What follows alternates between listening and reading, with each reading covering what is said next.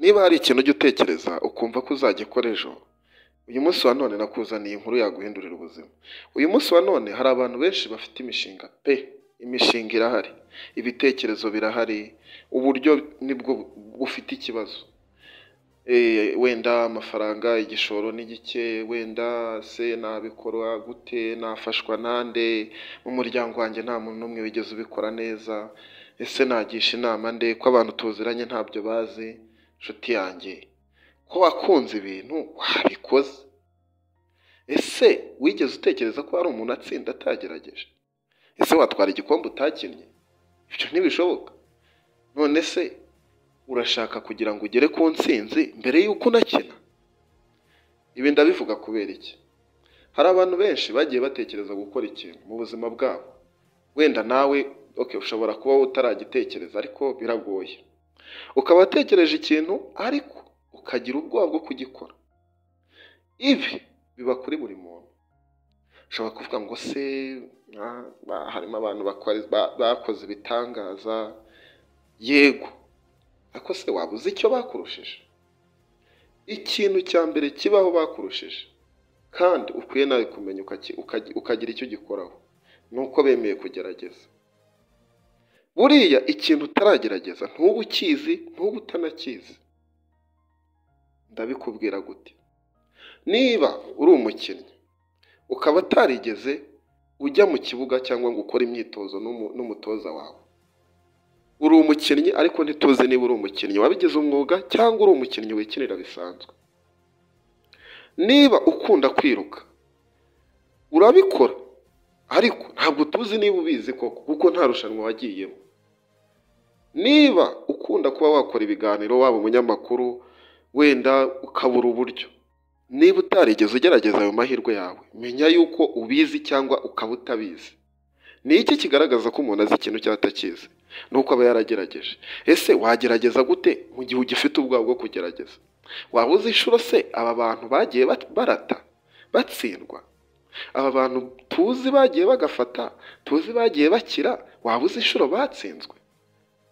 Ngaho mbwira nk'urugero rw'umuntu uzi watsinze, umbwire n'icyamamare uzi, hanyuma uzambaze amakuru yacyo. Nzakuzanira inkuru zabo uzambwira. Wowe icyo nagushishikariza, wireba ibya none ngo wice intege. Reba ibizaza kandi ubirebe mu ishusho nziza. Abantu benshi twarize, ariko ishuri hari ikintu ritazakwigisha, ritanakwigishije. Ikintu bita kugerageza gukora ikintu. Ishuri ridutoza kwiga, rikadutoza kwandika, gusoma no gukora ibintu byinshi bitandukanye, ariko ntiryigeze ritubwira ko dushoboye.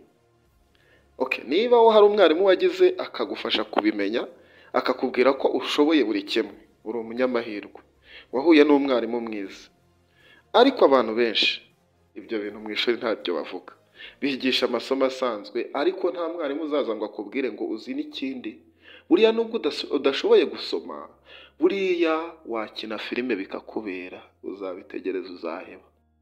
Icyo wowe ukwiye gukora rero ni ugushakamo iyo mpano wiyumvamo, iyo mpano wumva ufite, hanyuma igisigaye ukabishyira mu bikorwa, igisigaye ukagaragaza uwo uriwe.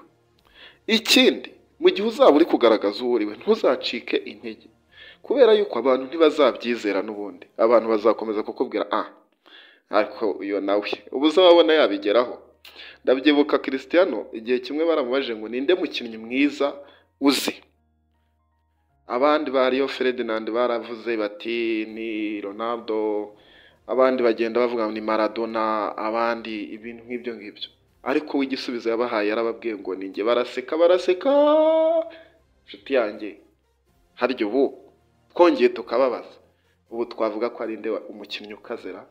Twavuga ko ari Maradona koko tugereranyije na Cristiano? Oya. Cyangwa se niba ari kubibona, ariko ntiwakumvikana n'abantu benshi, ntimwabyemeranwa. Yakoze ibyo yasabwaga, abantu bataramwizeraga.